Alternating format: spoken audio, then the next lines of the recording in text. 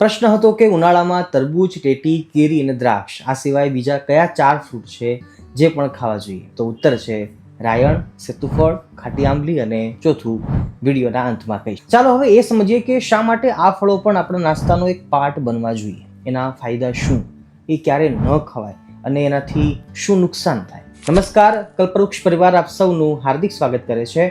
સૌને ભાવથી જય સ્વામિનારાયણ, જય શ્રી કૃષ્ણ, જય સિયારામ, હર હર મહાદેવ. નંબર 1 પર છે રાયણ. સૌથી મોટો ફાયદો એ છે કે ભર ઉનાળામાં આવતી આ રાયણ, જેને પકાવવા માટે કોઈ પણ કાર્બન કે કેમિકલ્સનો ઉપયોગ નથી કરવામાં આવતો. અને આજના આ કેમિકલ્સના યુગમાં કેરીથી લઈને લગભગ બધા જ ફળો કાર્બન કે કેમિકલથી જ પકાવવામાં આવે છે અને જે ખાધા પછી લાંબા સમયે શરીરને વેઠવું પડે છે. જસ્ટ ફોર એક્ઝામ્પલ, દ્રાક્ષ, કેરી, તરબૂચ અને કદાચ ટેટી પણ વિશ્વાસ ન આવતો હોય તો આ વિડીયો જોઈ શકો છો.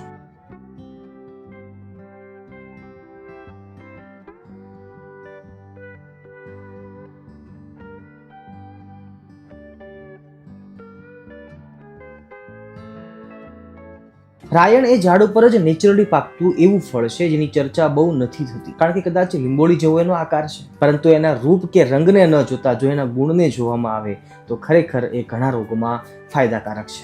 રાયણનું ફળ અંદરથી ચીકણું અને ખૂબ જ ગળ્યું હોય છે અને એ જ્યારે કાચું હોય છે ત્યારે શીરવાળું હોય છે, મતલબ કે સફેદ દૂધવાળું હોય છે અને જેના કારણે એ પાક્યા પછી ખૂબ જ ગળ્યું પણ બને છે અને ગુણકારી પણ બની જાય છે. અનુભવીઓનું કહેવું છે કે રાયણનું ફળ પુરુષો માટે શુક્રાણુવર્ધક છે અને શરીરમાં ઉર્જા પ્રદાન કરનારું પણ કહ્યું છે, એટલે કે ભૂખને મારનાર. મતલબ કે રાયણનું ફળ 2-3 મુઠ્ઠી પણ જો ખાઈ લેવામાં આવે તો લાંબો સમય સુધી ભૂખ નથી લાગતી અને જેના કારણે વજન પણ ઘટાડનારું સાબિત થાય છે. પરંતુ અહીંયા એ વાતનું ધ્યાન ફક્ત રાખવું જોઈએ કે રાયણ પચવામાં ખૂબ જ ભારે છે, એટલે એના કારણે રાત્રે એ ન ખાવી જોઈએ એવો ઉલ્લેખ અનુભવીઓએ કર્યો છે. બાકી દિવસે આરામથી અને આનંદપૂર્વક રાયણના ફળ ખાવા જોઈએ. ચૈત્ર મહિનો પૂરો થવા આવશે ને ત્યાં સુધી આ રાયણની સિઝન છે ચાલુ રહેશે. તો મારા કહેવાથી એકવાર જરૂર આ સિઝનની રાયણ ખાજો. રાયણ વેચનાર લોકોને રોજીરોટી પણ મળશે અને તમારી બોડીને પૂરતા પોષક તત્વો પણ મળી જશે, એવી મારી ભલામણ છે. પછી કહેતા નહીં કે સ્વામીએ નહોતું કહ્યું. નંબર 2 ઉપર આવે છે સેતુ. ઘણા લોકો એને શેતુર કહેતા હોય છે, ઘણા લોકો સેતુરડી પણ કહેતા હોય છે અને અમે જ્યારે નાના હતા ત્યારે અમે એને દેશી સ્ટ્રોબેરી પણ કહેતા હતા. અમે નાના હતા ત્યારે આ સેતુરનો ઉનાળામાં ભરપૂર લાભ લેતા. મને હજી યાદ છે ત્યાં સુધી અમારી સ્કૂલના બગીચામાં આના ઘણા બધા વૃક્ષો હતા અને ઉનાળામાં એના ઝીણા ઝીણા ફળ એ આવતા અને એ અમે વીણીને ચૂંટીને ખાતા. જુઓ, મનની ચંચળતા કેટલી છે. ઘડીકમાં તો નાનપણની એ પ્રાથમિક શાળાના બગીચાની મુલાકાતે જઈને પાછો આવી ગયો. પણ ખેર, મૂળ વાત કરીએ તો શેતુરના ફળ ઝીણા હોય છે, ખાટા મીઠા હોય છે અને બહુ દુર્લભ હોય છે. મતલબ કે આસાનીથી મળતા નથી, પણ એ શરીરમાં ગરમીનું પ્રમાણ ઘટાડે છે અને પાચન ક્રિયાને ઝડપી બનાવે છે. એટલે ઉનાળામાં એને જરૂર ખાવા જોઈએ. એનું જ્યુસ પણ કરી શકાય છે અને ભગવાનને ધરાવી અને નમક છાંટીને પણ એ ખાઈ શકાય છે. સાચું કહું તો આ સેતુને અમે દેશી સ્ટ્રોબેરી કહેતા અને એ સાચા અર્થમાં દેશી સ્ટ્રોબેરી જેવું જ હોય છે. તો તમને જો ક્યાંકથી પણ મળી જાય તો અવશ્ય એનો આનંદ ઉઠાવજો. પછી કહેતા નહીં કે સ્વામીએ નહોતું કહ્યું. નંબર 3 પર આવે છે ખાટી આંબલી. જોતા જ મોઢામાં પાણી આવી જાય, ચિંતવન કરતા મોઢામાં પાણી આવી જાય એ ખાટી આંબલી, અને ખાધા પછી દાંત અંચાઈ જાય એ ખાટી આંબલી. વિટામિન સી થી ભરપૂર અને પાચન શક્તિને વધારનારી આ ખાટી આંબલી 5 વર્ષથી નાના બાળકોના કામની નથી અને બસ એવી જ રીતે 60 વર્ષ પછીના વડીલોના કામની પણ નથી, કારણ કે એનું અત્યંત ખાટાપણું બાળકોને અને વડીલોને સોજા ચડવા કે સાંધા પકડાઈ જવા કે એ આદિ તકલીફો ઊભી કરી શકે છે.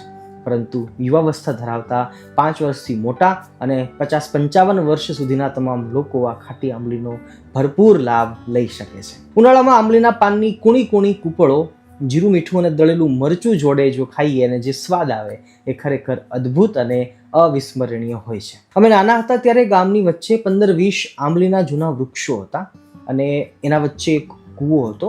એનું નામ ફૂલવાડીનો કૂવો હતો.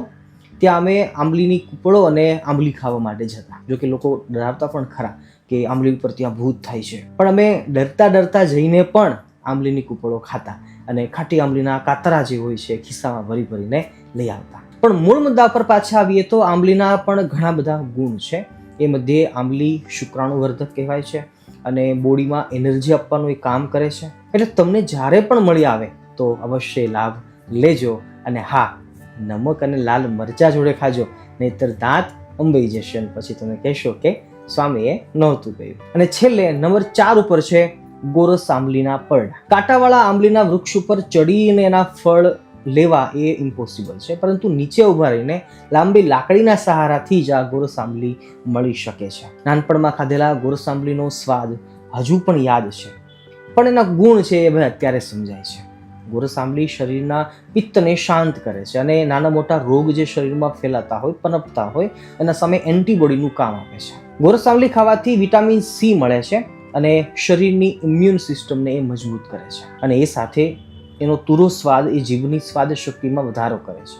ઉનાળામાં સહેલાઈથી માર્કેટમાં મળતા ફળો, જેમાં કેરી, તરબૂચ, ટેટી, દ્રાક્ષ, એ પણ ખાવા જ જોઈએ, એનો આપણે વિરોધ નથી કરતા, પરંતુ દુઃખ સાથે કહેવું પડે છે કે બધા ફળોને કેમિકલવાળા પાણીમાં ડુબાડવામાં આવે છે અને અથવા તો કાર્બન પાવડર એના ઉપર છાંટવામાં આવે છે. પરંતુ સાચું કહીએ તો હવે આ પ્રોબ્લેમ રહેવાની જ છે, કારણ કે લોકોને ઝડપથી પાકે અને ઝડપથી ખાઈ લઈએ અને સસ્તું કેમ મળી જાય, બસ આવી જ માનસિકતા થઈ ગઈ છે, અને જેના કારણે વેચનારા લોકો સસ્તું અને ઝડપથી આપે છે. પરંતુ રાયણ, ખાટી આંબલી, ગોરસ આંબલી અને સેતુર આ એકદમ નેચરલી અને વૃક્ષો ઉપર જ પાકતા ફળો છે. એ આપણા માટે બહુ જ મોટી વાત છે. તો બસ કેમિકલ ફ્રી ફળો ખાવાની ટેવ તમારા બાળકોને પાડો અને એનું જીવન અમૃત તુલ્ય બનાવો. અને ભગવાન તમને ને તમારા પરિવારને સદાય સ્વસ્થ રાખે, સુખી રાખે એવી શુભકામનાઓ સાથે સૌને જય સ્વામિનારાયણ, જય શ્રી કૃષ્ણ, જય સિયારામ, હર હર મહાદેવ. ભક્તો, આજે આપણે જે 4 કે 5 ફળો જોયા એ આપણા નાનપણના આ ફળો હતા. જનરલી ગામડાઓની અંદર આજે પણ મળી રહેતા હોય છે, બહુ સરળતાથી ઇઝીલી મળતા હોય છે. શહેરોની અંદર છે એ હવે કદાચ મળવા આઘરા થઈ જાય, પણ હાઈવે ઉપર, રોડ ઉપર, ગામડાઓના માર્ગોની અંદર આપણને આ ફળો મળી રહેતા હોય છે. તો ચોક્કસ આજના વિડીયોથી તમે પણ સંકલ્પબદ્ધ થજો કે આ દરેક ફળો છે એ પોતે પણ ખાજો, પરિવારને પણ ખવડાવજો, આપણી ભવિષ્યની પેઢી છે એ પણ એમનાથી વાકેફ થાય. હાલાકી એનાથી શરીર તો સારા રહે જ છે, અને એમનાથી વિટામિન્સ અને મિનરલ્સ જે મળે છે એ પણ અતુલ્ય છે. પણ એનાથી સૌથી મોટો બીજો ફાયદો એ થશે કે ગામડાના લોકો જે આ કામ કરી રહ્યા છે, આવા ફળો વેચી રહ્યા છે, એમના ઘરોનું પણ ગુજરાન થશે, અને એ પણ જરૂરી છે. ભક્તો, આપણે જે આ આયુર્વેદ શાસ્ત્રની વિડીયો સિરીઝ ચલાવી રહ્યા છીએ, જેના માધ્યમથી આપણે બસ એક જ સંદેશ આપી રહ્યા છીએ કે હવેના સમયની અંદર કેમિકલવાળી વસ્તુઓ દરેક મળી રહી છે. પછી એ ફળ હોય, ફ્રૂટ્સ હોય, કે પછી કોઈ પણ ઠંડા પીણા હોય, કે પછી કોઈ પણ બહારની પેકેજ્ડ ફૂડ હોય, પણ આ તમામ વસ્તુઓને છોડી અને ધીમે ધીમે જો આપણે હેન્ડમેડ વસ્તુઓ પર આવીશું, ઘરે બનાવેલી વસ્તુઓ પર આવીશું, અને આવા કેમિકલ ફ્રી વગરના ફળોને ખાતા થઈશું, તો જ ભવિષ્યની અંદર આપણા શરીર સારા રહેશે, આપણી ભાવિ પેઢીના શરીર છે એ પણ સારા રહેશે. વિડીયોના શરૂઆતમાં પણ મેં કહ્યું હતું અને અત્યારે પણ કહું છું કે જનરલી ઉનાળાની અંદર દરેક શોપ ઉપર, દરેક ફ્રૂટ્સની લારી ઉપર ઇઝીલી મળી રહે એવા દરેક ફળ કે જે તરબૂચ છે, ટેટી છે, કે પછી દ્રાક્ષ છે, તો તમામ વસ્તુઓ છે એની અંદર ભરપૂર માત્રામાં કેમિકલ નાખાતા હોય છે, અને જે આપણને દેખાતા નથી, પણ એની અસર તો ચોક્કસ ધીમે કરતાં લાંબા ટાઈમે કરતા હોય છે. આપણે આથી બચીએ. આપણે સમજદાર પણ છીએ, ભગવાને આપણને પૈસા પણ આપ્યા છે, પણ જો હવે એ પૈસાનો સદુપયોગ નહીં કરીએ અને જો એવા ફળોથી દૂર જઈ અને આપણે જો સારા ફળો ઉપર નહીં આવીએ, તો ખરેખર નુકસાની આપણે જ ભોગવવી પડશે. આશા રાખું છું કે વાત અને વિચાર આપ સૌને સમજમાં જરૂરથી આવ્યો છે. સાત્વિક રેસિપીની વિડીયો સિરીઝ આપણે જોઈ રહ્યા છીએ, અને સાથે આયુર્વેદ શાસ્ત્રના આપણે આ વિડીયો પણ બનાવી રહ્યા છીએ. તમે બધા ખૂબ જ પ્રેમ આપો છો અને વધારે સપોર્ટ કરતા રહેજો. બસ એ જ આશા અભ્યર્થના સાથે અત્રૈવ વિરમામી નમામી યામી ચ સભક્તોને ભાવથી. જય સ્વામિનારાયણ, જય શ્રી કૃષ્ણ, જય સિયારામ, હર હર મહાદેવ, રાધે રાધે.